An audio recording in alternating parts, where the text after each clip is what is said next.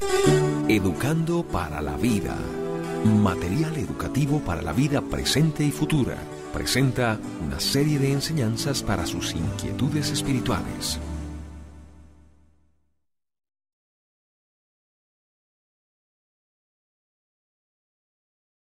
Quisiera dar la más cordial bienvenida a todos y cada uno de ustedes en este día a nuestro ciclo de conferencias El Reino de Dios, y seguimos hablando del Reino de Dios. Jesús lo predicó con insistencia, con ruegos, con urgencia, y es necesario que todos entendamos en qué consiste este reino y cómo es el reino de Dios. Y hemos estado hablando de los 4 aspectos fundamentales de todo reino. Y decíamos que aunque el reino de Cristo, el reino de Dios, el reino de los cielos, no es un reino terrenal, al igual que un reino terrenal tiene 4 fundamentos. ¿Y el primero cuál es? ¿Quién me quiere recordar? El primer aspecto del reino es el rey. No hay reino sin rey, no hay reino sin gobernante. El segundo aspecto son los súbditos, nosotros sus súbditos. El tercer aspecto son las leyes, no hay reino sin leyes más bien sería el territorio, hemos dicho, no hay reino sin territorio. Y el cuarto aspecto es las leyes de este reino. Y estamos hablando cómo es el reino de Dios, y como parte de cómo es el reino de Dios y sus fundamentos, hoy veremos la segunda parte de cómo son sus súbditos.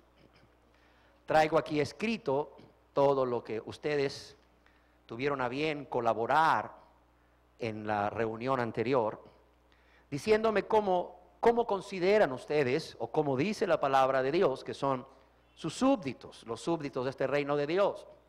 Y hay una serie de características que hemos decidido ir enumerando una por una para darle orden a todo aquello que ustedes muy gentilmente y muy atinada y acertadamente han expresado para nuestra mayor comprensión. Para los que asisten con nosotros por primera vez, o los que tenían tiempos de no asistir o no estuvieron en nuestra reunión anterior, no escucharon nuestra enseñanza anterior, haremos un breve resumen y diremos que hay una serie de características que son de estos súbditos del reino de Dios. Y la primera característica decíamos que son uno en Cristo, es decir, no hay diferencia entre ellos, no hay diferencia. Algo precioso, algo maravilloso es que todos los súbditos de este reino son iguales para su rey. Si tú creciste en un hogar, no lo sé, donde tú eras un hijo o una hija que era menospreciado por su padre o por su madre porque había otro hijo o otra hija consentido o consentida, o favorito o favorita, déjame decirte que cuando tú te acercas a Jesús, cuando tú te acercas a este rey y le entregas su vida para que Él la salve, para que Él la gobierne, la cuida, la proteja y la dirija, tú serás igual a todos. Ya sea que tú hayas sido el consentido, o ya sea que tú hayas sido el no consentido, la consentida o la no consentida del hogar, la que siempre fue vista de menos, o el que siempre fue visto de menos. Cuando tú vienes a ser un hijo de Dios, un súbdito de este reino de los cielos, de este reino de Dios, de este reino de Jesús, tú vienes a ser igual a todos, igual a todos. No hay diferencia entre ellos para Dios, para el Rey, para Cristo. Jesús ama a todos por igual. Este rey los cuida a todos, ya decíamos, también los protege a todos por igual, los provee a todos por igual, los consuela a todos por igual, los dirige a todos por igual. Y no solo eso, aunque Jesús sabe que tú por tu capacidad eres de los que van a dar al 100 por 1, o al 60 por 1, o al 30 por 1, cuando tú te acercas a Jesús, cuando tú te acercas al trono de la gracia, al trono de la misericordia de Dios, al trono del auxilio, del favor de Dios, para con todos los hombres, en especial para con sus súbditos, no importa que tú seas de los que produce al 30 por 1. El Señor sabe, el Rey sabe que esa es tu capacidad, que le estás dando todo con todo tu corazón, y no le importa. Él así te ama. Él no dice los de 30 para este lado, los de 60 aquí por favor, y los de 100 por allá. Por favor, Juan, entrégale un boleto a los de 100, otro boleto de otro color a los de 60, otro boleto de otro color a los de 30. Por favor, cuando se acerquen a mí, traigan el boleto en la mano para yo saber. Y así, si veo que viene uno de 30 y atrás viene uno de 60, darle prioridad a uno de 60. O atrás viene uno de 100, darle prioridad a uno de 100. No, para nada. Cuando uno de 30 se postra ante el trono de la gracia, el que da nada más 30 por 1, como decía esa parábola del reino del sembrador, el que da nada más al 30 por 1 y llega ante Jesús, en ese momento sus oraciones, sus súplicas, sus ruegos, sus acciones de gracia son recibidas de inmediato. Así de sencillo. Así de sencillo. ¿Por qué? Porque son uno en Cristo estos discípulos. No hay diferencia entre ellos. Vimos que la segunda característica es que tiene que ser o tiene que nacer de nuevo. Tiene que nacer de nuevo. Esa es una característica que ustedes mismos dieron en nuestra reunión anterior. Y ciertamente la segunda característica de todo súbdito del reino de Dios es que es nacido de nuevo, es decir, se ha convertido a Cristo, ha dado la espalda al diablo, ha dado la espalda al mundo, ha dado la espalda al pecado, aún su propio yo. Sí, ha dejado a un lado, ha renunciado al derecho de querer hacer su propia voluntad para rendirse a Cristo, para entregarse a Cristo, para que Cristo perdone todos sus pecados, para que Cristo le salve, para que Dios por medio de su Espíritu Santo lo haga nacer de nuevo, para que Dios por medio de su Espíritu Santo obre el milagro de la regeneración, de la transformación del corazón, un cambio interno, no solamente un cambio externo, mas un cambio interno necesario para vivir esta vida cristiana. La tercera característica que vimos es que aman a Dios, aman a su Rey. Y ustedes muy bien lo dijeron, estas son las palabras de algunos de ustedes: aman a Dios sobre todas las cosas. Aman a Dios sobre todas las cosas. Aman a su Rey con todo su corazón, con toda su alma, con toda su mente y con todas sus fuerzas. Vimos que la cuarta característica es una característica que se deriva de ese gran amor por Dios, de ese gran amor por su Rey, que les lleva a no querer ofenderle, que les lleva a no querer lastimarle, al contrario, quieren agradarle en todo. Y la cuarta característica de un súbdito de Dios es santidad, son santos, es decir, son puros, separados de toda forma de pecado, separados del mundo, separados del mal, pero apartados exclusivamente para Dios, exclusivamente para Dios. Y la razón por la cual una persona, hombre o mujer, pecadora, podía ser santo, vimos, es porque primeramente han sido lavados de todos, óigalo bien, de todos sus pecados. No importa qué tan grave usted vea sus pecados, no importa qué tan numerosos, ciertamente serán muy graves, serán muy numerosos, pero déjeme decirle que el Señor tiene poder para perdonar todos, óigalo bien, todos sus pecados.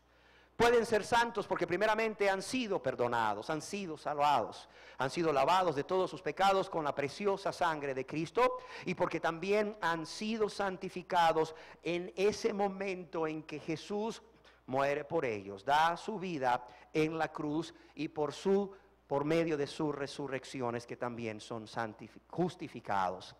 Somos perdonados en su muerte, somos santificados en su muerte y en su resurrección. Y no solo eso, el Señor Jesús al resucitar ha prometido venir a morar en ellos. Las personas ya han sido lavadas y limpiadas con la sangre de Cristo. Su cuerpo ahora ya no es un instrumento del mal, un instrumento para el pecado, para la iniquidad.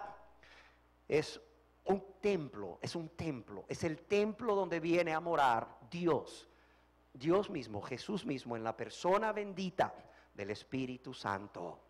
Y la persona es santificada y sigue siendo santificada cada día por medio de esa obra del Espíritu Santo que viene a morar en ellos en el momento de la conversión. Vemos entonces que pueden ser santos aunque han vivido una vida horrible, una vida terrible de pecado, porque Jesús ha perdonado sus pecados y les ha santificado y les continúa santificando cada día a través de morar en ellos y ellos acudir a su Salvador. Vemos que no solo han sido perdonados y santificados por la sangre de Cristo, sino que también dice la palabra de Dios que estas personas son santas, los súbditos son santos. ¿Por qué? Porque tienen libertad del poder del pecado. Y hay textos bíblicos que ya vimos en nuestra enseñanza anterior. Dice que tienen libertad del poder del pecado, ya el pecado no se enseñorea de ellos, no los gobierna como un amo cruel, ellos ya tienen libertad del poder del pecado y por eso es que pueden morir al pecado. Así de sencillo. Porque también son santos. Porque no quieren ofender a su rey. No quieren ofenderle. Y ellos saben que la desobediencia es falta de amor al rey. Al contrario, quieren hacer todo aquello que demuestra amor a su rey. Y lo hacen a través de la obediencia. Vimos que pueden ser santos porque aborrecen lo malo. Aborrecen lo malo. Y por eso se abstienen del mal. Y como aborrecen lo malo y se abstienen del mal, no practican el pecado. No practican el pecado. Cualquier pecado que sea, ya no lo practican porque lo aborrecen. Todo esto fue reforzado con textos bíblicos en nuestra enseñanza anterior. Yo le ruego a usted que pida la enseñanza anterior para una mayor comprensión. El día de hoy yo quisiera que continuáramos con esta segunda parte de cómo viven o cómo son los súbditos del reino de Dios. Y quisiera ampliar un poquito acerca de esta santidad. ¿Por qué razón? Porque es muy común en nuestro medio y en muchos lugares, no solamente en nuestro país, una creencia muy arraigada, que no sé si usted la ha oído o la ha creído y la ha dicho, que dice así: Cristo murió por mí. Cristo, al morir por mí y perdonar mis pecados, Él viene a morar en mí. Y cuando Cristo viene a morar en mí, lo cual es una verdad, es una completa y absoluta verdad, dicen las personas: Dios ya no mira mis pecados. Yo puedo seguir viviendo en pecado. Puedo vivir en enojos, puedo seguir en pleitos, puedo seguir en celos, puedo seguir en envidias. ¿Por qué? Porque ya Dios no mira mi pecado. Ellos piensan que ellos pueden seguir en fornicación. Es más, justifican su fornicación, justifican su adulterio, justifican su resentimiento, justifican su vanidad, su soberbia, su amargura, justifican su amor al mundo y las cosas del mundo. Sí, justifican todo esto, porque dicen: es que ya Dios no ve mis pecados, sino que ve al Cristo que mora en mi corazón. Levante la mano, ¿cuántos han oído esto? Es muy común. La gente dice: yo puedo vivir una vida de pecado como antes de pasar al frente y hacer la oración de aceptar a Cristo, la oración del penitente, y no importa, yo vivo en mis enojos, vivo en mis pleitos, sí, vivo en mis celos, vivo en mis iras, vivo en mis contiendas, sí, vivo en mi amargura, etcétera, etcétera, en mi avaricia. Pero eso no importa, porque aunque yo siga viviendo en esa vida, practicando esos pecados, ya Dios no mira mis pecados. Ve a Cristo que mora en mí. Y yo quisiera decirle que el súbdito del reino de los cielos no solamente es santo, sino que vive una vida de santidad. En Filipenses capítulo 2, verso 15, se nos dice cómo es un súbdito del reino de Dios en el mundo. Mire lo que dice la palabra de Dios, mire lo que dice el Espíritu Santo a través del instrumento humano de esta epístola que es el apóstol Pablo a los cristianos de la ciudad de Filipo. Les dice: para que seáis ¿qué? Irreprensibles y sencillos, hijos de Dios, ¿sin qué? Sin mancha. ¿En medio de quién? En medio de una generación maligna y perversa, en medio de la cual resplandecéis como luminares en el mundo. Yo lo quiero leer de nuevo, para que usted vea cuál es el llamado que tienen esos súbditos del reino de parte de su rey. Son llamados a ser primeramente ¿cómo? Irreprensibles.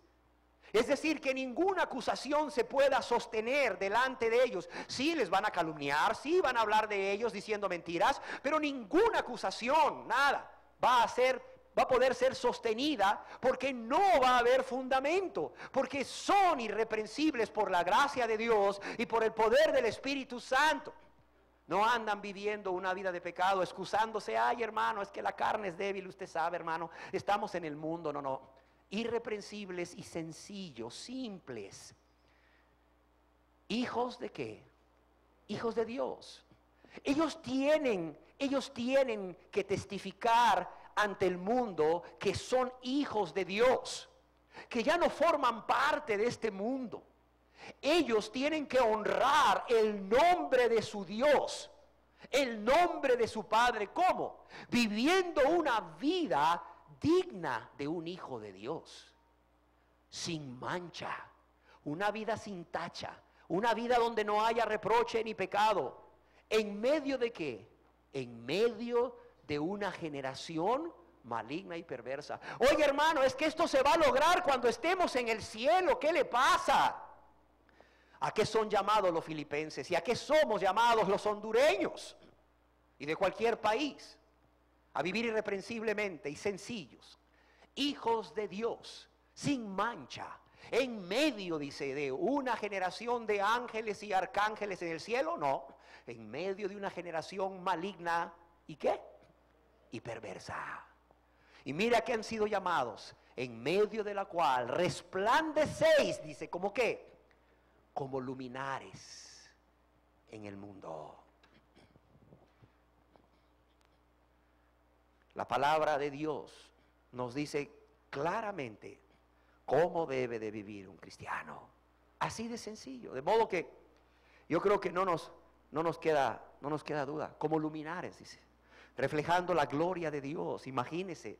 Reflejando la gloria de Jesús, porque usted ha muerto a usted mismo, a usted misma, porque yo he muerto a mí mismo, y porque ahora el que vive en usted y en mí es Cristo Jesús, y el que se refleja a través de nosotros es Cristo. Cuando yo oigo que alguien dice, es que ese es mi carácter, yo le digo, ciertamente ese es su carácter, no el de Cristo, porque no ha nacido de nuevo, porque sigue reflejándose a usted mismo, a usted misma, porque no ha nacido de nuevo, porque no es cristiano, porque no es cristiana, aunque le hayan dicho que es hijo de Dios, le engañaron, porque el hacer una oración no te hace hijo de Dios, es el realmente arrepentirte y venir a Jesús con un corazón contrito y humillado, y poner toda tu fe, toda tu confianza en que Él puede y quiere perdonarte, y por ese amor, y por esa gratitud, porque Él te ha perdonado todos tus pecados, porque Él te ha amado al punto de que aunque tú le has menospreciado, has sido rebelde, has sido quien le ha herido, quien le ha lastimado, Él aún así se ha puesto en tu lugar y ha muerto por ti y te ha perdonado tus pecados. Y por esa gratitud y ese amor ahora tú quieres vivir para Él una vida consagrada a Él, enteramente a Él, para también ser luz a aquellos que no conocen a Cristo. En 2 de Corintios capítulo 8 verso 21, el apóstol Pablo, hablando acerca de una ofrenda para los hermanos necesitados de Jerusalén. No sé si recuerdan, en la Biblia vino una grande necesidad en los cristianos de Jerusalén y se levantó una ofrenda en las provincias de Macedonia, Acaya y en toda la región. ¿Y qué dice el apóstol Pablo acerca de esa ofrenda? Que a él y a 2 o 3 personas más les tocaba llevar a Jerusalén. Dice, procurando, dice, hacer las cosas como honradamente. Procurando hacer las cosas de manera que, de manera irreprensible, dicen otras versiones. Procurando hacer las cosas de manera irreprensible, no solo delante del Señor, sino también delante de ¿quién? De los hombres. ¿Cuánta gente vive en pecado, practicando el pecado abiertamente? Y cuando se le dice, ay, usted no sabe lo que hay en mi corazón, usted no sabe cuál es mi relación con Dios. Pues mire, señor, mire, señora, el apóstol Pablo dice que él procuraba hacer las cosas honradamente, él procuraba hacer las cosas irreprensiblemente, y él nos dice que procuremos hacer todo irreprensiblemente, no solo delante del Señor, a quien le daremos cuentas, sino también delante de ¿quién? Delante de los hombres. No solamente hay que serlo, dirían a través de un refrán, sino también hay que aparentarlo. No solamente hay que serlo, hay que testificarlo, hay que aparentarlo. Un hombre de Dios, Adam Clark, decía, teniendo cuidado de proceder de modo que no solo todo quede claro ante los ojos de Dios, sino también que esté claro a los ojos de los hombres, evitando aún la apariencia del mal. ¿Qué más nos dice el apóstol Pablo de cómo tenemos que vivir? En 1 de Tesalonicenses capítulo 2, versos 10 y 12, él nos dice cómo vivía. Él nos dice cómo vivía, como ejemplo para todos aquellos que hemos decidido ser súbditos y que somos súbditos del reino de Dios. El apóstol Pablo dice: vosotros, hablando a los cristianos de la iglesia de Tesalónica, vosotros sois testigos, les dice, vosotros sois testigos. Y qué impresionante, miren lo que dice aquí. Y Dios también. ¿De qué? ¿De qué eran testigos los de Tesalónica? Y Dios también. De cuán santa, de cuán justa e irreprensiblemente nos comportamos con vosotros los creyentes. Fíjese bien, de cuán santa, justa e irreprensiblemente nos comportamos. De cuán santa, dice, de cuán santa en relación a Dios. Esta palabra es en relación a Dios. De cuán santa, apartados del pecado, apartados del mundo, apartados del mal, consagrados para Dios. Ustedes son testigos. De cuán justa, sí, de cuán justa la forma en que nos relacionamos con ustedes, equitativamente, con justicia, no haciendo acepción de personas. Irreprensiblemente, esa fue nuestra conducta ante ustedes, era irreprensible. Ninguno de ustedes puede acusarnos de nada. Así nos comportamos con vosotros los creyentes. En Primera de Tesalonicenses capítulo 4 verso 1, aquí mismo, ¿qué dice Pablo a los de Tesalónica? Les dice Primera de Tesalonicenses capítulo 4 verso 1: por lo demás, hermanos, os rogamos y exhortamos en el Señor Jesús, que de la manera que aprendisteis de nosotros, cómo os conviene conduciros y agradar a Dios, así abundéis. ¿Qué dice aquí? Más y más. Oiga bien lo que dice. Hermanos, les dice, por lo demás, hermanos. Y fíjese bien, dice, os rogamos. No es cualquier cosa esto que estamos hablando. Os rogamos, dice, habían ruegos, habían súplicas. Os exhortamos, es decir, estamos tratando de persuadirlos con argumentos. Estamos tratando de estimularlos hacia un punto. Eso quiere decir la palabra exhortar. Os rogamos y exhortamos en el Señor Jesús, recordándoles quién es el Señor Jesús, recordándoles lo que el Señor Jesús hizo por vosotros, recordándoles su amor por ustedes, su misericordia por ustedes, su sacrificio para perdón de pecados. Hermanos, les dice, les rogamos y les exhortamos en el Señor Jesús por su obra de amor, de misericordia, por su muerte y su resurrección, por el poder que Él imparte, que de la manera que aprendisteis de nosotros, cómo os conviene conduciros y agradar a Dios, así que así abundéis más y más. Y miren lo que dice el verso 3. Ya lo vimos, pero nunca está de más repetirlo. Pues la voluntad de Dios es vuestra ¿qué? Es vuestra santificación. Queridas personas, ¿qué lejos está esto? ¿Qué lejos está esto del cristianismo que viven muchas personas, donde tienen un pie en la iglesia y otro pie en el mundo? Donde practican el pecado en el día y en la noche le piden perdón a Dios todos los días, o día de por medio, o cada 3 días, porque abogado tienen para con el Padre. La pregunta de ¿cómo es que logran esto los cristianos? ¿Cómo es que logran vivir como justos? ¿Cómo es que logran ser luminares en medio del mundo?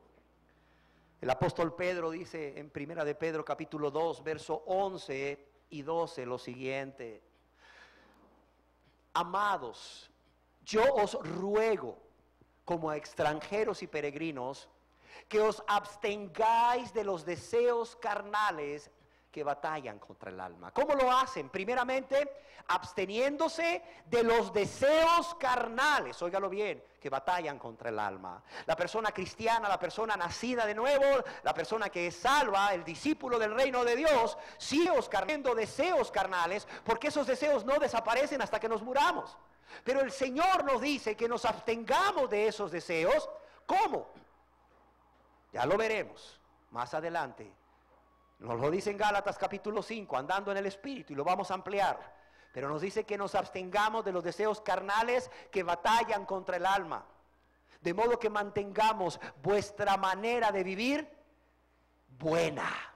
Dice, manteniendo buena vuestra manera de vivir, es decir, guardando un buen testimonio. ¿Entre quién? Entre los gentiles, entre los paganos, entre los que no se han convertido a Cristo. ¿Para qué? Para que en lo que murmuran de vosotros como malhechores, glorifiquen a Dios en el día de la visitación, al considerar que vuestras buenas obras. Y la fuente de todo este poder viene solamente de uno, de Dios. La fuente de todo este poder viene de uno y es Dios. Es Dios. Por medio de su gracia, por medio de su auxilio, por medio de sus favores. En Tito capítulo 2, verso 12, el apóstol Pablo escribe a Tito capítulo 2, verso 12, lo siguiente acerca de la gracia.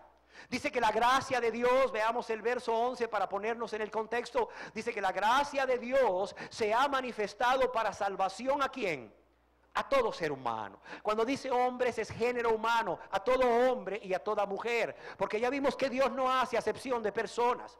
Dice que la gracia, la misericordia de Dios, el favor de Dios se ha manifestado ¿para qué? Para salvación, para perdón de pecados a todos los seres humanos, a todos los hombres. Pero esta gracia de Dios que se ha manifestado para salvación, que ha sido revelada para salvación, también nos enseña, nos dirige, nos guía a cómo debemos de vivir. Y nos guía y nos dirige a cómo vivimos de vivir, a cómo debemos de vivir, porque nos da el poder necesario. Y nos dice que nos enseña que renunciando, óigalo bien, es renunciando. Cuando tú renuncias a un trabajo, ya no vuelves más por ahí. Ya no vuelves a entrar a ese edificio, o por lo menos a tu oficina, en el resto de los años. Cuando tú renuncias es que lo haces a un lado. Ya, renunciando, dice. No es abrazando la impiedad. No, es renunciando a la impiedad, haciéndola a un lado completamente. Renunciando a la impiedad. ¿Y qué más dice? A los deseos mundanos. Dice, enseñándonos la gracia de Dios, que renunciando a la impiedad y a los deseos mundanos, vivamos en este siglo como sobria, ¿cómo dice aquí? Justa, ¿y cómo dice aquí? Piadosamente. La gracia de Dios es la fuente de salvación y es la fuente de poder y es la fuente de sabiduría para enseñarnos en cada momento de nuestra vida cómo vivir, qué hacer. Y sobre todo nos enseña que renunciando a la impiedad y a los deseos mundanos, óigalo bien, van a venir, pero hay que renunciar a ellos por medio del poder del Espíritu Santo que mora en el siervo de Dios, en el súbdito del reino, en el Hijo de Dios.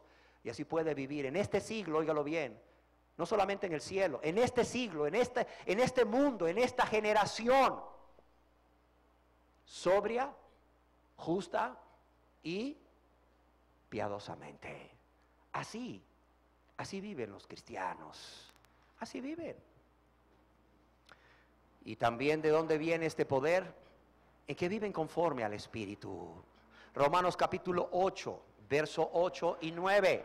Viven conforme al Espíritu. Vamos a ver textos bíblicos para que su fe esté fundada en la palabra de Dios y no en mis ideas, mis creencias. No, para nada, en la palabra de Dios. Dice la palabra de Dios, y los que viven según la carne, es decir, los que no han sido salvos, aunque crean, los que viven según la carne, ¿qué dice aquí? No pueden agradar a Dios. Y el verso 9, ¿qué dice? Mas vosotros, dice, hablando a los cristianos, mas vosotros, ¿qué dice aquí? No vivís según la carne.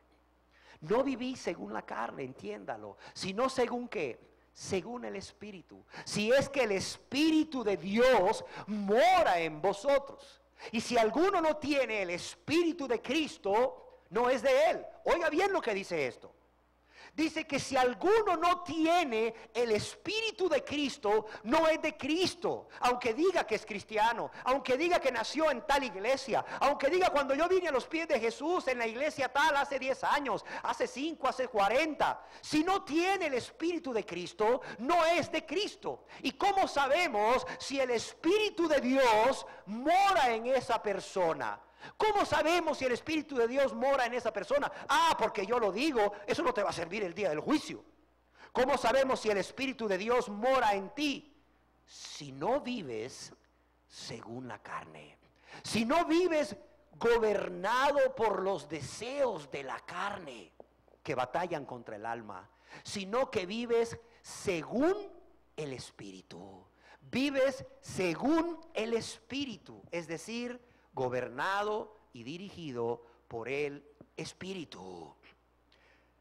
Un escritor, un comentarista bíblico dice: cuando una persona ha nacido de nuevo, ya no está más en la carne, sino que vive según el Espíritu y vive en una esfera diferente.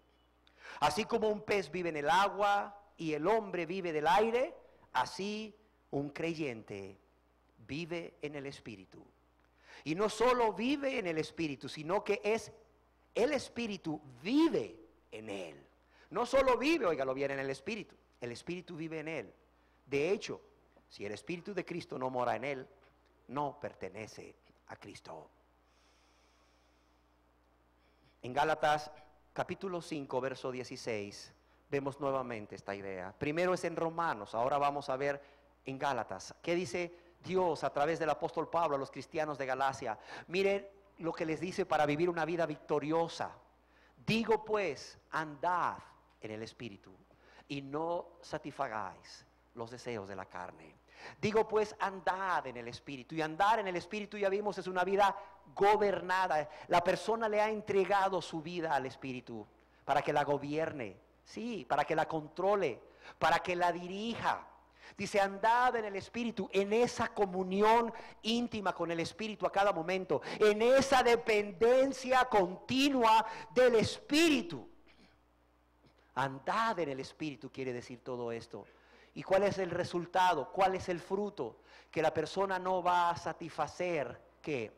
Los deseos de la carne. Y no solo no va a satisfacer los deseos de la carne, van a ser notorios los frutos del Espíritu. Aquí mismo en el verso 22 y 23 vemos cómo van a fluir de esta persona el fruto del Espíritu. Cuando una persona se convierte a Cristo, esa persona no tendrá todo el conocimiento de la Biblia, no tendrá toda la madurez espiritual, pero sí tiene el fruto del Espíritu. Porque desde que se entrega a Jesús para que su vida sea perdonada y gobernada y dirigida por Él, por medio del Espíritu Santo y su palabra, desde que la persona en ese momento que se entrega a Jesús, desde ese momento el Espíritu Santo viene a morar en él o en ella, y el fruto del Espíritu es notorio. No sé si queda claro. La persona quizás no tenga el don de lenguas, no tenga el don de profecías, porque esos Dios los da como Él quiere y a quien Él quiere para edificación. La persona no va a tener todo el discernimiento de la Biblia. Se acaba de convertir y nunca antes había leído la Biblia, o la había leído de vez en cuando. La persona no va a tener la madurez espiritual, el discernimiento de muchas cosas que se adquiere con la experiencia, el discernimiento entre el bien y el mal, con esa madurez que se obtiene al ser ejercitado a través de la vida diaria. Pero la persona va a tener algo desde el mismo momento de su conversión, desde el mismo momento en que el Espíritu Santo venga a morar en él o en ella, el fruto del Espíritu. ¿Y cuál es ese fruto? Es el amor de 1 Corintios 13, que está muy bien descrito ahí por el Espíritu Santo. El amor es gozo, es paz, es paciencia, es benignidad, es bondad, es fe, es mansedumbre, es templanza, dominio propio. Contra tales cosas que dice aquí, no hay ley. Así de sencillo. ¿Qué otra característica tienen estas personas que son santas? Olvidémonos ya, por favor, de que yo puedo seguir viviendo en pecado porque Cristo mora en mí y Dios no ve mis pecados sino al Cristo que mora en mí. Si la persona sigue viviendo en pecado, Cristo no mora en él, porque el que practica el pecado es el diablo. Óigalo bien esto.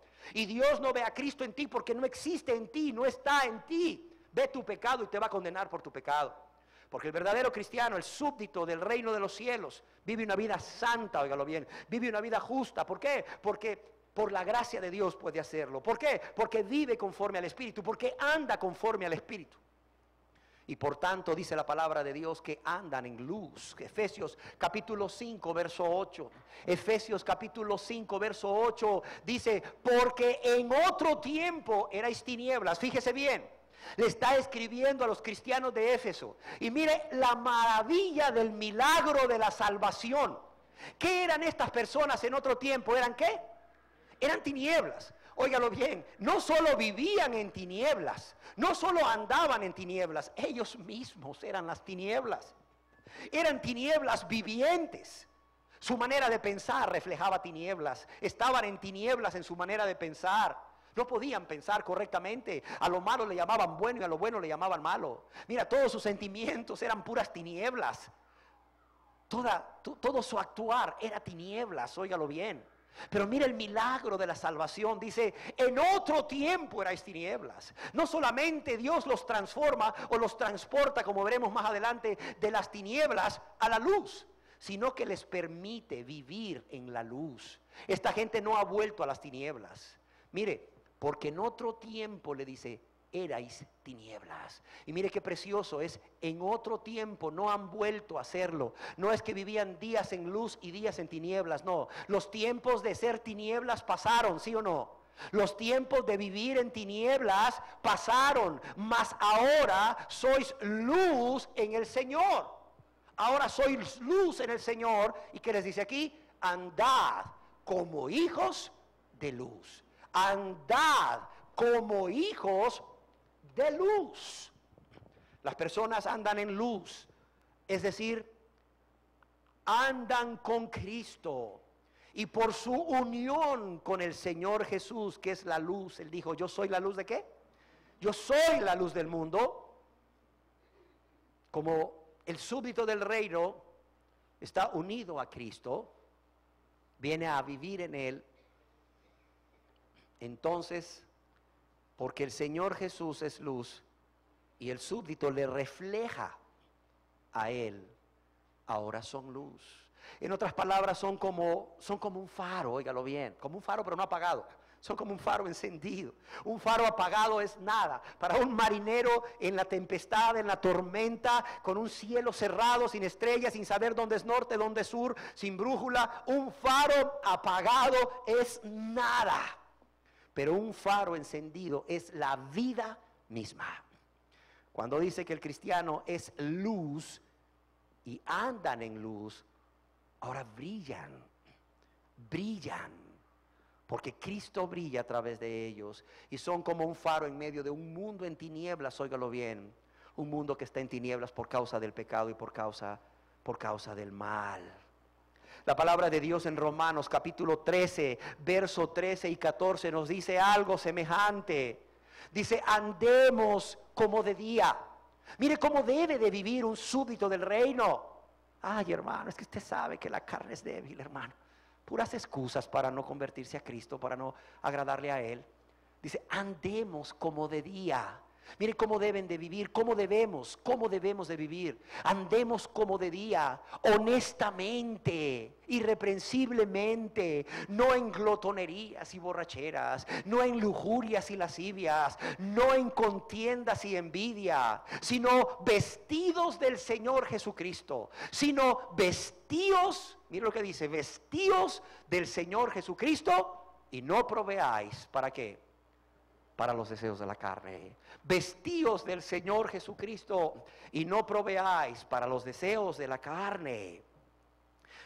Observemos por favor cómo el énfasis cae sobre nuestro andar en una santidad práctica.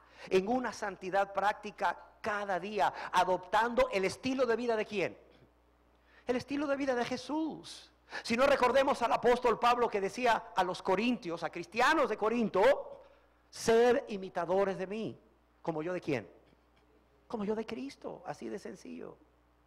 Que Jesús sea tu guía, que Jesús sea mi guía, que Jesús sea tu ejemplo y mi ejemplo. No hagamos como muchas personas que dicen, ay sí, yo me enojo, ay sí, pero viera mi pastor cómo se enoja, ay el diácono cómo se enoja, ay sí es cierto, yo digo mentiras, pero el pastor es mentiroso, el diácono es mentiroso, el líder es mentiroso, ay sí, a la verdad yo soy así, pero así también es mi pastor. Así es mi diácono. Bueno, ¿en quién tienes puestos tus ojos? ¿Quién es tu guía? La palabra de Dios dice que seamos imitadores de Cristo. Que seamos imitadores de Cristo. Nuestro guía y nuestro ejemplo debe de ser Jesús y solo Jesús. Y su palabra y solamente su palabra, a través de la cual Jesús, nuestro Rey, gobierne nuestras vidas. Y ahí donde dice vestidos de nuestro Señor Jesucristo, vestidos del Señor Jesucristo. La palabra vestirse en el griego quiere decir imitar a esa persona.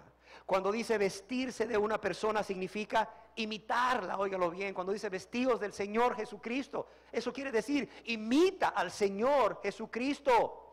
Síguele de cerca. Comparte sus intereses, que ya no sean más tus intereses, tus metas, tus planes, tus propósitos, que sean los intereses de Él, las metas de Él, sus planes de Jesús. Pero además es estar completamente de su parte. Sí, estar completamente de su parte. Eso quiere decir vestirse de nuestro Señor Jesucristo. Y otra cosa es que estas personas santas que viven de esta manera influyen a otros, óigalo bien, a convertirse a Dios y a glorificar a Dios con su testimonio. Influyen a otros a convertirse a Dios y a glorificar a Dios con el hecho de su testimonio. Mucha gente hoy en día está cansada de ver gente con la Biblia bajo el brazo. Ya mucha gente está cansada de ver calcomanías en los carros y en las casas de cristianos. ¿Sabe qué quiere la gente hoy en día? Quiere ver cristianos. La gente quiere ver vidas piadosas, vidas santas, vidas que están amando a Dios, vidas llenas de gratitud a Dios. Eso es lo que la gente quiere. No vidas cambiadas. Uy, si usted supiera cuánto he cambiado. A mí me dice la gente, a ver, pregúntele a mi esposa, a ver vieja, dile cómo he cambiado. Dile cómo he cambiado. Sí es cierto, quizás ha cambiado en un 70% y ese hogar ya no es un campo de batalla. Sí, ese matrimonio no se va a destruir en los próximos 6 meses o en el próximo año. Los hijos no van a tratar de casarse por huir desesperadamente del hogar. No. Porque el Señor ha cambiado en un 70%, porque la Señora ha cambiado en un 70, 80%, pero no es eso lo que Cristo quiere. Cristo no dejó el cielo, entiéndalo. Cristo no dejó la gloria. Cristo no murió en esa cruz de la manera que murió para venir a reformar vidas. Él murió de la manera que murió y resucitó con poder y vive hoy con poder e imparte poder por medio de su Espíritu Santo. ¿Para qué? ¿Quién me quiere decir? Para ser nuevas criaturas, para transformar una vida perdida, una vida sin sentido, una vida hundida en el mal, una vida egoísta, una vida de pecado, una vida rebelde, una vida perversa, una vida miserable y hacerla nueva criatura. Es que ese es el único propósito por el cual Cristo dejó el cielo, dejó la gloria y vino a morir por usted y por mí. No para reformarnos, reformar las penitenciarías, reformar alcohólicos anónimos, reformar neuróticos anónimos, reformar psiquiatras y psicólogos, transformar Cristo Jesús. Punto. ¿Usted qué quiere? ¿Ser reformado o ser transformado? Transformado. Cristo puede y quiere transformarle para que usted pueda influir a otros, para que usted pueda influir en otros a convertirse a Dios. ¿Por qué? Porque es lo mejor que le puede suceder a una persona. Oiga, usted y yo, si somos súbditos del reino, no andamos vendiendo un producto, no andamos vendiendo jabón para lavadoras, no andamos vendiendo champús, no andamos vendiendo pasta de dientes, no estamos vendiendo, la última Coca-Cola del desierto o en el desierto. Estamos predicando a Cristo con nuestra boca y nuestras vidas. Hemos sido llamados a ir y predicar a Cristo con nuestras bocas y nuestra vida a toda criatura. Hemos ido a predicar a las personas que hay un Cristo vivo y verdadero que dejó el cielo y dejó la gloria y murió por los pecadores que vienen a Él con un corazón contrito y humillado. Murió por todos y Él está dispuesto a perdonarlos a todos. Solo una condición: venga a Él con un corazón contrito y humillado. A eso hemos sido llamados. Y la gente quiere más que oír, la gente quiere ver. Y cuando hablamos de cristianos santos influyendo a otros a convertirse a Dios, lo primero que se me venía a la mente cuando meditaba en esto, preparando la enseñanza, era Esteban. ¿Se acuerdan de Esteban? ¿Quién puede olvidar a aquel joven Esteban lleno del Espíritu Santo, verdad? Que por predicar a Cristo y su misericordia fue llevado por una turba enfurecida de religiosos hasta fuera de la ciudad. ¿Para hacer qué? Para ser apedreado. Y ahí tienes ahí a Esteban clamando a Dios: Señor, no les tomes en cuenta este pecado. Ahí tienes a Esteban suplicando misericordia al Dios de misericordia. Él predicaba un Dios de misericordia, él predicaba un Dios de perdón. Ese era su Dios. Por tanto, ¿cómo podía aborrecer a sus propios asesinos en el momento de la muerte? Él estaba testificando primeramente con su boca a estas personas que había un Jesús que es Dios y es Dios de misericordia y de amor, que quiere y puede perdonar. Pero cuando es llevado, él predica de su Dios, de su Mesías, de su Salvador, que también es de amor y de misericordia, con su boca, pero también con su vida. Lo están apedreando, ahí está todo mayugado, han caído pedradas sobre él y siguen cayendo piedras sobre él. Y ahí lo tienes de rodillas pidiendo a Dios que perdone los pecados de esta gente. Pero también tienes ahí en medio de la multitud a un joven llamado ¿cómo? Saulo, viendo. Un joven educado a los pies de Gamaliel, un joven que aventajaba a los de su religión, un joven que creía que era irreprensible ante la ley. Pero cuando ve el testimonio de este Esteban, empieza a darse cuenta de algo. Yo no tengo ese amor. Yo no tengo ese amor, porque yo no tengo ese Dios de amor. ¿Cómo es posible que yo predique de un Dios que crea en Jehová, que guarde su ley? ¿Cómo es posible que yo llegue a tener tanto celo por ese Dios y por su ley, que esté hoy aquí dirigiendo esta turba de asesinos? Pero yo no tengo ese amor que tiene ese Esteban. Y ahí tienes tú el testimonio de Esteban, entrando en la mente y en el corazón de Pablo como un aguijón ahí, como un clavo, como uno de esos clavos calientes al rojo vivo, quemándole. Y seguro estoy que ese testimonio, no solo en palabras, sino con su vida, ese testimonio siguió obrando en Saulo, pero se resistía. Siguió obrando en Saulo, pero se resistía. ¿Y cómo sabemos que se resistía? Porque cuando va camino a Damasco y el Señor Jesús se le aparece, le dice: Saulo, Shaul, Shaul, dura cosa te es dar cosas contra el aguijón. Saulo, Saulo, ¿por qué te resistes? Le dice. ¿Qué no te duele resistirte?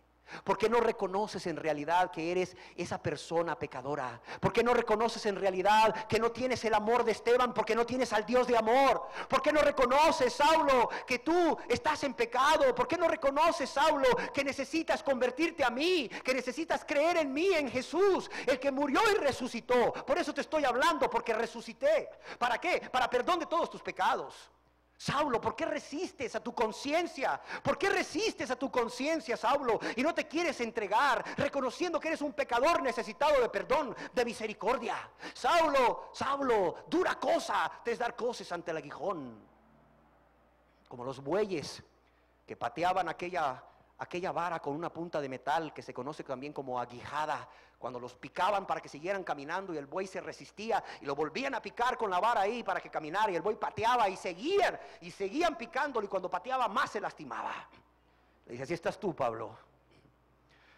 Cuando hay personas que están así, que escuchan la palabra de Dios y se resisten a la obra del Espíritu a través de su conciencia, a través de la palabra, qué bueno les es ver a alguien que está caminando una vida recta, una vida agradable a Dios.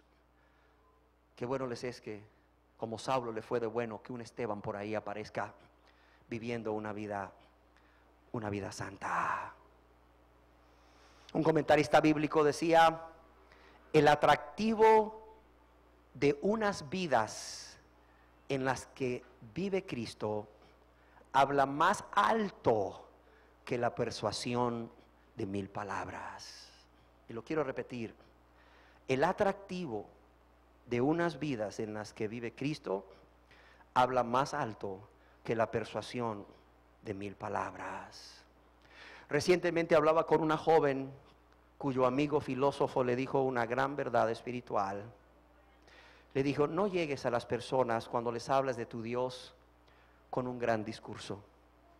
Sé tú misma el discurso. Sé tú misma el discurso. Y así vemos que estas personas han sido llamadas por Dios a ser luminares. Con esto quisiera terminar esa cuarta característica de la santidad, para que nos quede claro cómo debe de ser la vida de un súbdito de Dios. Y nos olvidemos ya de esto de: Dios no ve el pecado en mí, sino al Cristo Santo en mí. No. Si estás en pecado, si estás viviendo una vida de pecado, Cristo no mora en ti. Esa es una evidencia clara. La misma vida de pecado es una evidencia clara. Cristo no mora en ti y Dios ve tu pecado. Así de sencillo. La quinta característica, y con esta quinta característica aquí nos vamos a quedar por hoy, es: no son del mundo. No son del mundo. Déjeme decirle que el reino de Dios, no solamente el reino de Dios y de su Cristo no es del mundo, sino que también sus súbditos no son del mundo. Juan, el Evangelio según San Juan, capítulo 17, verso 14 al 16, ¿qué dice Dios? Dice, hablando en la oración, se conoce como la oración sacerdotal de Jesús. Jesús está despidiendo de sus discípulos y empieza a orar al Padre y le dice: yo les he dado tu palabra. Él está orando al Padre y le dice yo a sus discípulos: yo les he dado tu palabra. Y el mundo los aborreció. Oiga bien, el mundo los aborreció. El siervo de Cristo, el súbdito del reino de los cielos, no tiene nada que ver con el mundo. Es más, el mundo los aborrece. Si el mundo a ti no te aborrece y dice ser súbdito de Dios, hijo de Dios, cristiano, examínate, porque algo está pasando. Probablemente estés tibio o estés frío. Pero si tú estuvieses caliente, la palabra de Dios dice que el mundo te va a aborrecer, porque no eres del mundo, como tampoco Jesús era del mundo. Dice: yo les he dado tu palabra y el mundo los aborreció. Yo les di tu palabra y ellos han salido a predicar tu palabra. Y por esa razón, porque son míos, porque me aman, porque desean hacer mi voluntad, porque viven mi palabra y predican mi palabra, el mundo, ¿qué? Los aborreció. Porque no son del mundo, como tampoco yo soy del mundo. Y dice: no ruego que los quites del mundo, sino ruego que los guardes del mal. No son del mundo, como tampoco yo soy del mundo. Así de sencillo. Así de sencillo. ¿Y por qué? ¿Por qué no son del mundo? Porque han sido trasladados, óigalo bien, han sido trasladados del reino de las tinieblas, del reino de Satanás, al reino de su Hijo amado. Colosenses capítulo 1, verso 12 y 13. Colosenses capítulo 1, verso 12 y 13 dice: con gozo, dando gracias al Padre, que nos hizo aptos para participar de la herencia de los santos en luz, el cual, el Padre, el cual nos ha librado ¿de qué? De la potestad de las tinieblas, del reino, del poder, del gobierno de las tinieblas, y trasladado al reino ¿de quién? De su Hijo amado, en quien tenemos, ¿qué dice aquí?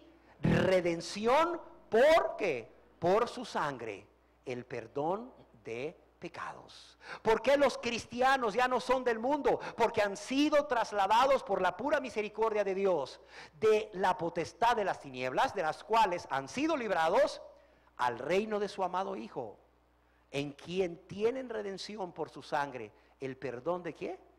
De pecados. ¿Cómo sabemos que una persona realmente ha recibido el perdón de pecados? Mira, ya no es del mundo, anda en el mundo, pero ya no es del mundo. Así de sencillo, ya no es del mundo. Como decía un hombre de Dios, no solo marchan en dirección contraria. Yo no sé si tú alguna vez vistes en fotos o en algo, en un libro, cómo eran las guerras antes, sobre todo en Estados Unidos, cuando se dio la guerra por la esclavitud en el estado del norte y del sur. Los batallones se ponían, ¿verdad? Muy bien formados por pelotones en fila. Estaba un batallón o un ejército al lado derecho y el otro lado izquierdo, y marchaban hasta encontrarse el uno al otro para pelear en una batalla de cuerpo a cuerpo. Y adelante iban unas personas tocando el tambor, y ahí iban tocando el tambor, y atrás iban los de las banderas que identificaban el ejército, y, o sea, de qué ejército eran, si era del norte o del sur. Y luego otras banderas más pequeñas que identificaban a los batallones, y iban marchando ordenadamente en una sola dirección hacia el frente. Un santo de Dios decía: los cristianos no son del mundo, y como no son del mundo, no solo marchan en dirección opuesta al mundo, sino que marchan con otro ritmo de redoble del tambor. Imagínate. O sea, no solo no marchan en la misma dirección del mundo, o sea, sino opuesta, sino que aún con otro ritmo de redoble del tambor. La palabra de Dios nos dice que el Señor nos ha perdonado los pecados, y eso debe de ser suficiente, óigalo bien. Él nos ha perdonado los pecados a un alto precio. Ciertamente la salvación es gratis, pero el hecho de que sea gratis no significa que no tenga un alto precio, que no se haya pagado, óigalo bien, un alto precio. Hoy la gente dice, es que estamos en el pacto de la gracia, es que es la gracia de Dios la que nos salva. Sí, no tenemos que pagar nada, es gratis. Dicen, sí, es cierto, es gratis, no tienes nada que pagar porque no tienes nada bueno en ti. No había nada bueno en mí, pero el hecho de que la salvación sea gratis no significa que no se haya pagado un precio altísimo. Imagínate, un precio altísimo. Dios pagó por nuestra salvación la vida de su Hijo amado, en quien tenía complacencia. Mira cuán carísima fue para Dios nuestra salvación, y eso debería de ser suficiente para nosotros apartarnos de este mundo y de vivir en este mundo. Así de sencillo. O viviendo en este mundo, más bien, no ser parte de este mundo. Sí, ya no ser parte de este mundo. Cuánto más si Él nos ha trasladado del reino de las tinieblas al reino de su Hijo amado. Una persona muy querida me obsequió un libro que se llama El reino que trastornó el mundo, de David Berkot. Y he querido tomar algunos apuntes de David Berkot acerca de esto, para que ustedes vean cómo no es mi forma de pensar, es que así piensa ese hombre, no. Es la forma como Dios piensa, es la voluntad de Dios manifestada en su palabra. Y me dio mucho gusto también leerlo en este libro de El reino que trastornó al mundo, de David Berkot. Y lo voy a leer. Por favor, ténganme paciencia y mediten en lo que este hombre dice. Dice, ¿soy yo de este mundo? No solo el reino de Cristo no es del mundo, sino que sus ciudadanos tampoco son del mundo. Un poco antes de ser arrestado, Jesús había orado por sus seguidores. Y Él había dicho, yo les he dado tu palabra y el mundo los aborreció, porque no son del mundo, como tampoco yo soy del mundo. No ruego que los quites del mundo, sino que los guardes del mal. No son del mundo, como tampoco yo soy del mundo. Y continúa diciendo, por tanto, si vamos a ser seguidores de Jesucristo, tenemos que no ser del mundo. ¿Quiere decir esto que debemos retirarnos a la cima de una montaña inaccesible o a un refugio en el desierto? De ninguna manera. Por cuanto Jesús dijo que Él nos envió al mundo, no nos envió lejos del mundo, sino al mundo. Pero si hemos sido enviados al mundo, ¿cómo evitamos ser del mundo? El apóstol Juan explica, no améis al mundo ni las cosas que están en el mundo. Así que no ser del mundo significa que vivimos en el mundo, pero estamos muertos a todas sus atracciones. Somos simplemente peregrinos que pasamos por el mundo, pero no lo convertimos en nuestro hogar. Como Juan nos dice, no tiene sentido hablar de cuánto amamos a Jesús mientras amemos al mundo. No ganamos nada con fijar pegatinas o calcomanías de Jesús en todas partes de nuestros autos y hogares si amamos al mundo, porque si amamos al mundo, no amamos a Dios. Como Santiago dice, oh almas adúlteras, ¿no sabéis que la amistad del mundo es enemistad contra Dios? Cualquiera pues que quiera ser amigo del mundo, se constituye enemigo de Dios. Y continúa diciendo, la palabra cristiano siempre debe aplicarse a personas que no son de este mundo. El tinte del mundo. Por supuesto, dice él, toda iglesia afirma que ama a Jesús. ¿O ustedes han visto una iglesia donde se diga que no se ama a Jesús? Toda iglesia afirma que ama a Jesús. Ninguna iglesia anuncia que es amiga del mundo. Pero le es fácil a cualquier iglesia decir que ama a Jesús. No obstante, no es lo que una iglesia diga, sino lo que hace.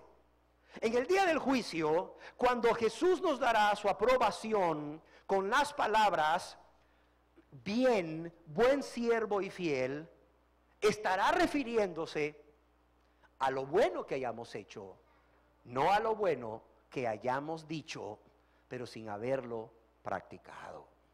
Y él pone un ejemplo. Dice, muchos bancos usan bolsitas de tinte para frustrar los robos.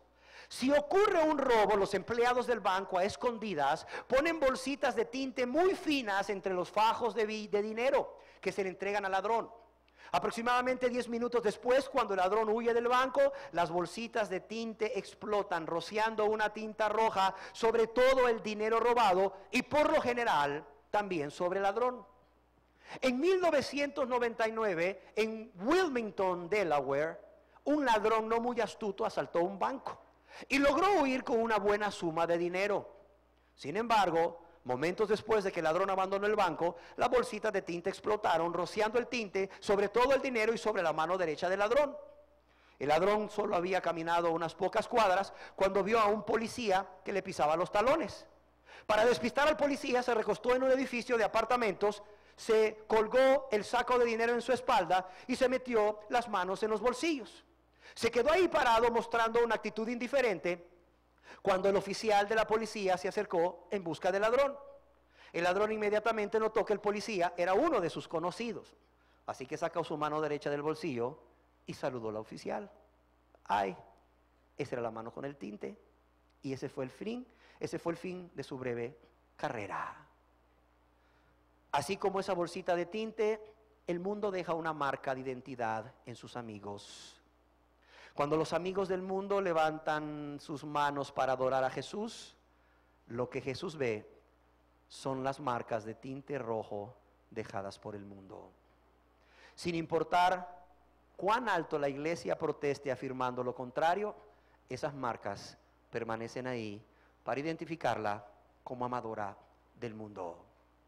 Y termina él diciendo, ¿cómo podemos saber si la iglesia a la que asistimos está manchada con el tinte del mundo?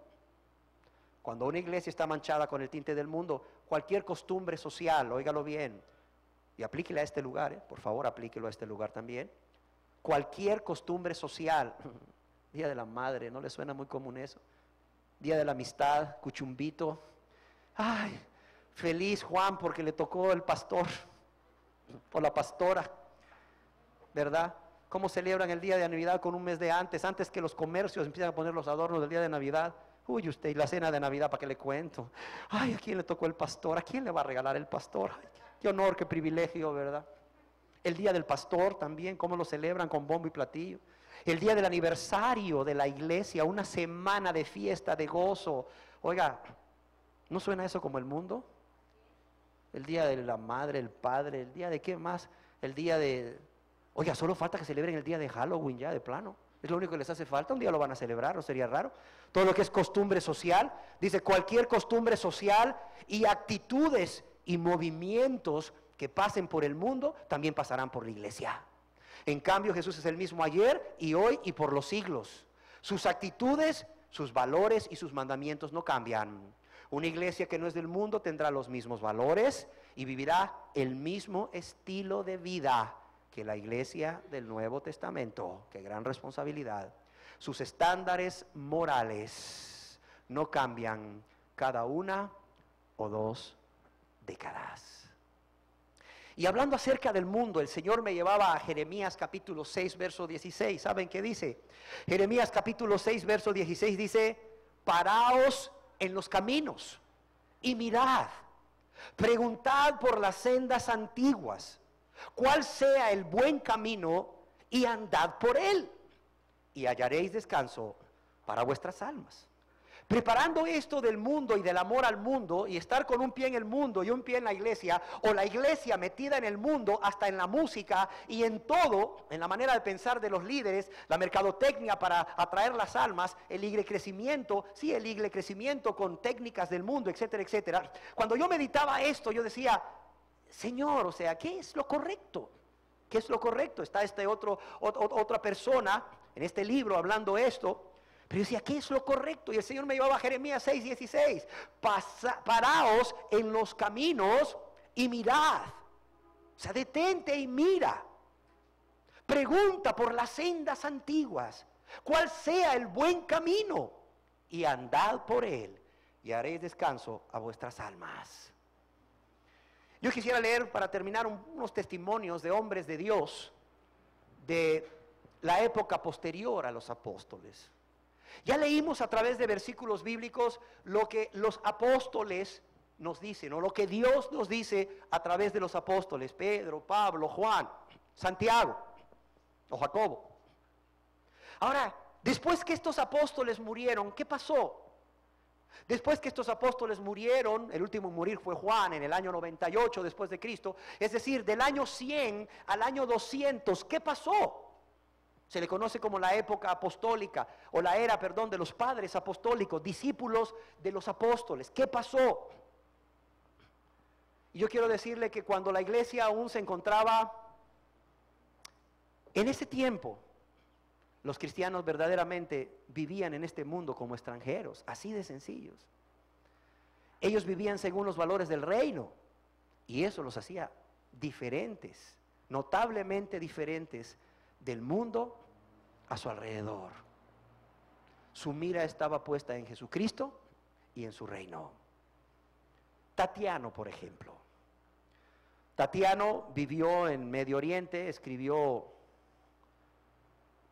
en una obra escrita que se llama A los griegos, como una defensa del cristianismo. Óigalo bien, en el año 160 después de Cristo, él dice en esa obra que se llama A los griegos: yo no deseo ser un rey, no anhelo ser rico, rechazo toda posición militar, detesto la fornicación, no soy llevado por un amor insaciable de ganancias para hacerme a la mar o para comerciar, pues. No compito por una corona. Estoy libre de la sed excesiva de la fama. Desprecio la muerte. Y hace una invitación a los cristianos y les dice: morid al mundo, repudiando la locura que hay en él. Vivid para Dios. Ese es en el año 160 después de Cristo, Tatiano. En el año 195 después de Cristo, Clemente de Alejandría, un obispo de Alejandría en Egipto, ¿qué dice en sus asuntos o en su obra llamada El Instructor acerca de las cosas de este mundo? Él dice: los cristianos no tenemos nación alguna en la tierra, por tanto podemos desdeñar las posesiones terrenales. Tertuliano, que escribió entre el año 195 y 212 después de Cristo. Este hombre pertenecía a la iglesia de la ciudad de Cartago, en África. Este cristiano, Tertuliano, en su obra apologética, escribe lo siguiente: todo celo en la búsqueda de gloria y honor está muerto para nosotros, hablando de los cristianos. Todo celo en la búsqueda de gloria y honor está muerto para nosotros. De modo que nada nos presiona a participar en las reuniones públicas de este mundo. Además, no hay otra cosa más totalmente ajena a nosotros que los asuntos del Estado. Renunciamos a todos los espectáculos de ustedes, le decía a las personas que formaban parte de este mundo en su obra apologética. Renunciamos a todos los espectáculos de ustedes. Entre nosotros nunca se dice, ve o escucha nada que tenga algo en común con la locura del circo, la deshonestidad del teatro, las atrocidades de la arena o el ejercicio inútil del campo de lucha libre. ¿Por qué se ofenden? Y él les dice: ¿por qué se ofenden con nosotros si diferimos de ustedes en cuanto a sus placeres. En su obra de la Corona, Tertuliano escribió, en esa misma época, entre el 195 y 212, en lo que a ustedes respecta, hablando a los cristianos, ustedes son extranjeros en este mundo, ciudadanos de Jerusalén, la ciudad que está en el cielo. Nuestra ciudadanía, dice el apóstol, está en los cielos. Orígenes, en su libro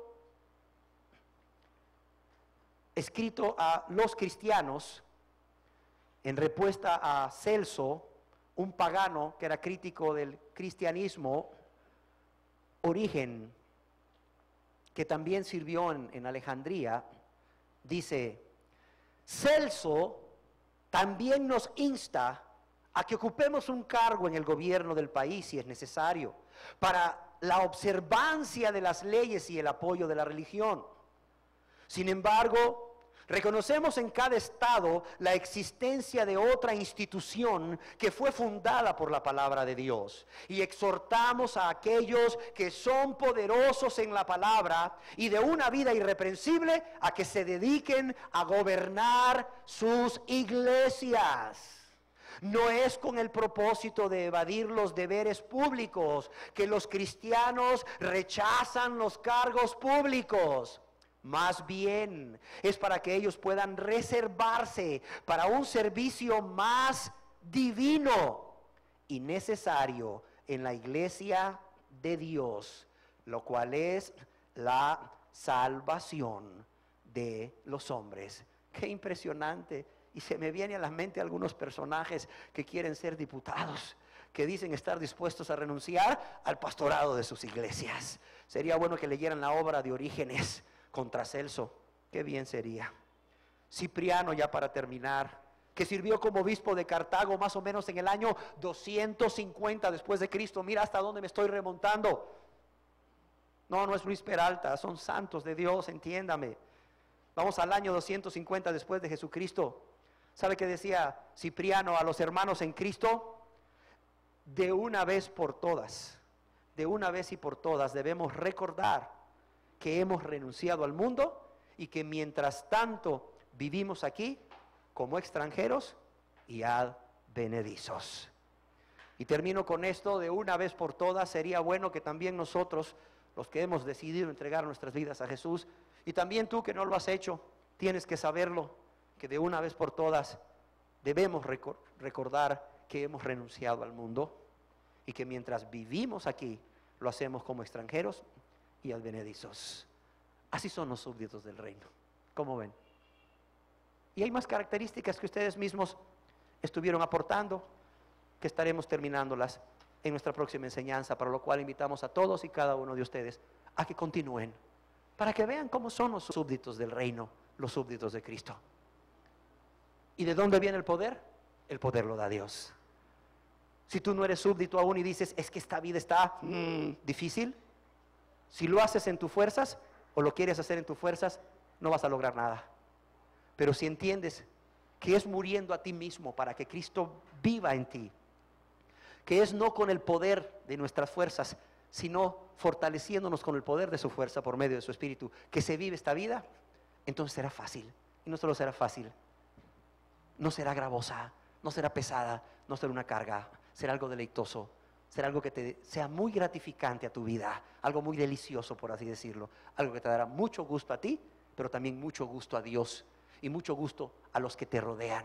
No solo porque la vida de ellos tendrá paz, sino porque tú serás testimonio para ellos.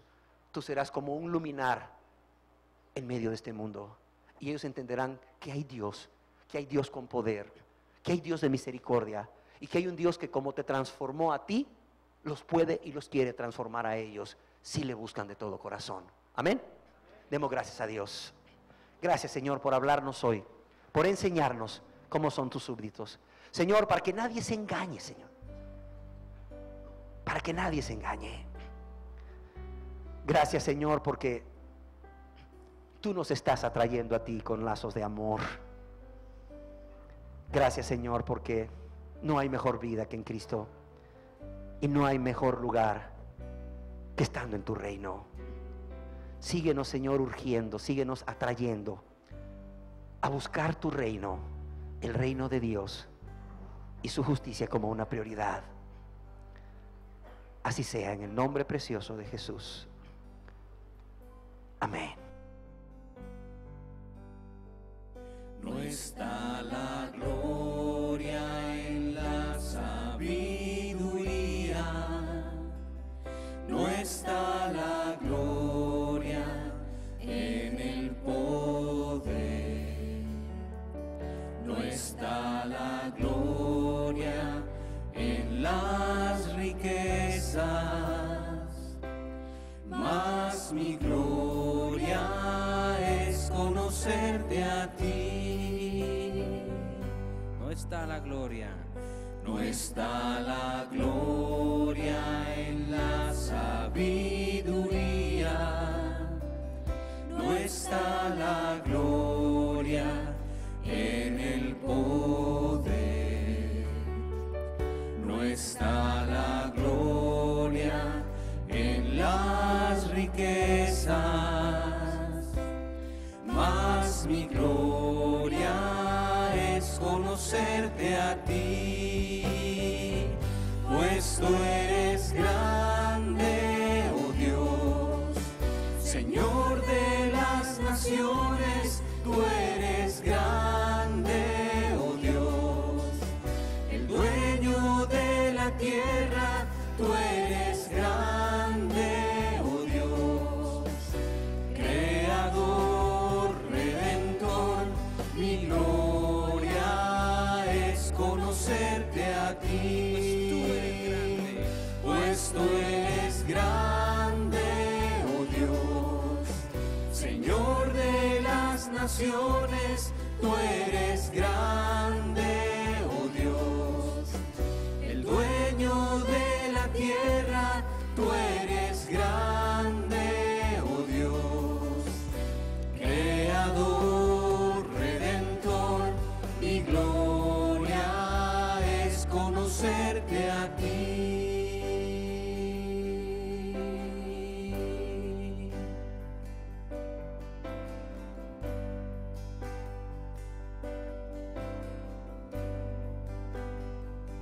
No está la gloria en la sabiduría, no está la gloria en el poder, no está la gloria en las riquezas,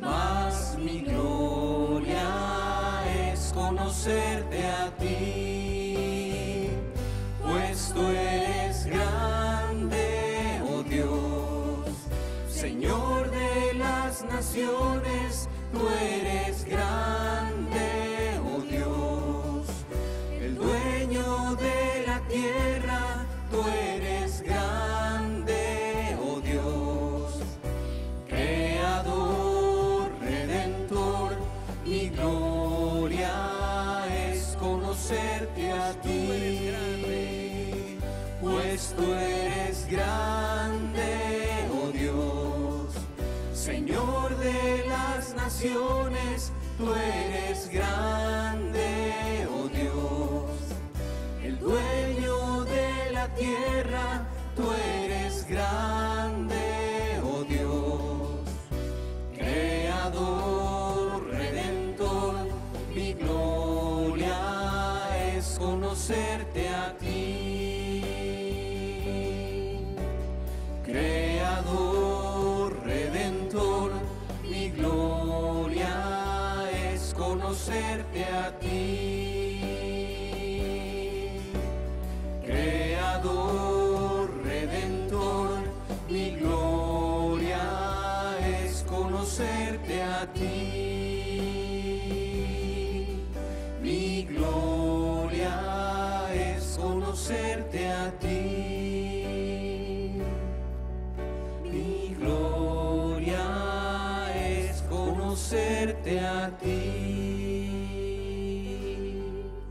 mi gloria. Conocerte a ti.